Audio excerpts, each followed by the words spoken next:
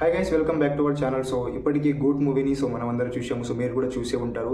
So goat మూవీలో చాలా difficult reviews అనేది వస్తున్నాయి. సో అది రివ్యూ చెప్పాలా లేదా అనేది కూడా నాకు అర్థం అవ్వట్లేదు. ఎందుకంటే విజయ్ దళపతి గారి లాస్ట్ మూవీస్లో భాగంగా ఇలాంటి మూవీస్ వస్తున్నాయని బాధపడాలో, లేకుంటే లాస్ట్ మూవీకి హైప్ ఎక్కువ ఉంటుంది, మంచి స్టోరీ ఉంటుంది, మంచిగా స్క్రీన్ ప్లే ఉంటుంది. సో ఇలా స్టోరీ మంచిగా ఏదైతే ఫస్ట్ టైం చూస్తున్నాం మనము విజయ్ దళపతి గారి సినిమాని తెలుగులో మన దగ్గర హైప్ లేకుండా వెళ్తుంది. అండ్ ఈవెన్ సరే అలాంటి హైప్ లేకున్నా కూడా డే వన్లో మంచి కలెక్షన్స్ అయితే వచ్చాయి. బట్ సినిమా అనేది ఇది ఒక పర్టికులర్ ఆడియన్స్కే నచ్చుతుంది, మెయిన్గా ఫ్యాన్స్కి మాత్రమే నచ్చేటట్టు విధంగా అయితే మనకు కనిపిస్తుంది. ఇప్పటికే చాలామంది సినిమా చూస్తుంటారు మీరు. ఎందుకంటే సినిమాలో పాజిటివ్ కూడా చాలానే ఉన్నాయి. సో మెయిన్గా చెప్పాలనుకుంటే బ్యాక్గ్రౌండ్ స్కోర్ చెప్పుకోవచ్చు, లేకుంటే డీఏజింగ్ చెప్పుకోవచ్చు. ఇలా డ్యాన్స్ అయితే నిజంగా అసలు అది పాజిటివ్గా నెగిటివ్గా అసలు ఇది అర్థం అవ్వట్లేదు. అది మరీ అసలు అనవసరమైన ప్లేస్లలో అనవసరమైన డ్యాన్స్ పెట్టినట్టుగా కనిపిస్తుంది. ఇలా పక్కన పెడితే విఎఫ్ఎక్స్ ఒకటి బెటర్ అనిపిస్తుంది. ఆ స్క్రీన్ ప్లే అయితే అసలు నిజంగా చాలా వరస్ట్గా ఉంది. అది పక్కన పెడితే సినిమా ఎండింగ్లో వాళ్ళు ఏ విధంగా అయితే అనుకున్నారో, సో ఈ సినిమా మీద గట్టి బలంతో అయితే అనుకున్నారేమో ఈ సినిమా మంచిగా హిట్ అవుతుంది, దాని తర్వాత సీక్వెల్ తీద్దామని. బట్ ఇది 69th సినిమా అండ్ ఇది ఆయన కెరీర్లో ఎండింగ్ సినిమాలో మళ్ళీ సీక్వెల్ ఏంటో అది కూడా అర్థం కాలేదు.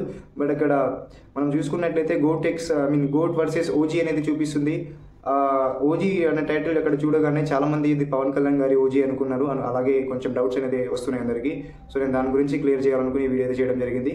ఎందుకంటే మనకి ఇప్పుడు ఓజీ అనే టైటిల్ లేకుంటే ఆ ఓజీ అనే ఆ పేరు తాలూకా ఏదైనా విషయాలు ఉన్నా కూడా మనకి పవన్ కళ్యాణ్ గారి అండ్ సుజిత్ గారి ఓజీ సినిమానే గుర్తుకు రావడం జరుగుతుంది. ఎందుకంటే అంత రకంగా ఆ హంగ్రీ చీత అనే సాంగ్ కానీ, ఆ గ్లిమ్స్ కానీ, ఆ సాంగ్స్ కానీ మనకు అంతగా ఫిక్స్ అయిపోయింది. అండ్ ఎందుకంటే రీసెంట్గా గబ్బర్ సింగ్ రిలీజ్ కూడా తమిళనాడులో బాగా చాలా గ్రాండ్గా సెలబ్రేట్ చేసుకున్నారు. సో అలాంటి ఓజీ టైటిల్ని సడన్లీ మనం గోట్ మూవీలో క్లైమాక్స్లో చూడగానే అందరికీ పవన్ కళ్యాణ్ గారి ఓజీకి లేదా గోట్కి ఏదైనా ఇంటర్లింక్ కనెక్షన్ ఉందా అనేసి ఇలా చాలా మందికి డౌట్ అయితే రావడం జరిగింది. బట్ మాక్సిమం అలాంటి ఛాన్సెస్ ఇక్కడ ఉండదు.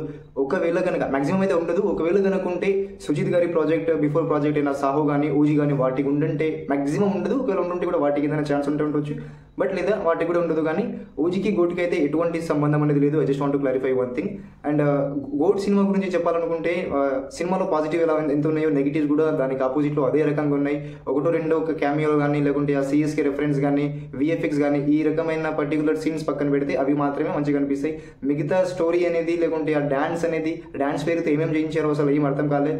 అండ్ స్టోరీ స్క్రీన్ ప్లే అయితే అసలు నచ్చలేదు. ఆయన 69th సినిమాకి ఎటువంటి హైప్ లేకుంటే అంత నెగిటివ్ టాక్ కానీ, మిక్స్డ్ టాక్ రావడం కానీ ఇది చాలా బ్యాడ్ న్యూస్. ఆయన లియో సినిమాకి ఏ రకంగా అయితే మనకు ఇండియా వైడ్గా అంత క్రేజ్ రావడం జరిగిందో, దాని తర్వాత నెక్స్ట్ ప్రాజెక్ట్కి ఆ క్రేజ్ రాకపోవడం అనేది మనం చాలా అందరు గమనించాం.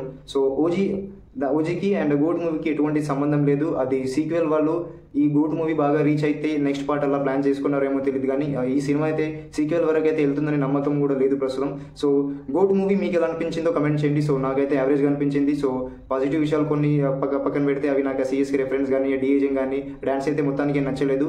ఎక్కడో ఒక చోట కొన్ని ఫైట్ సీన్స్ అవి పక్కన పెడితే చాలా నెగిటివ్స్ ఉన్నాయి. సో వాటి గురించి చెప్పాలనుకోవడం లేదు కూడా. సో మీకు ఎలా అనిపించిందో కమెంట్ చేయండి. అండ్ ఓజీకి గోట్కి అయితే ఎటువంటి సంబంధం లేదు. వీడియో నచ్చితే లైక్ చేయండి. Keep supporting us. Thank you.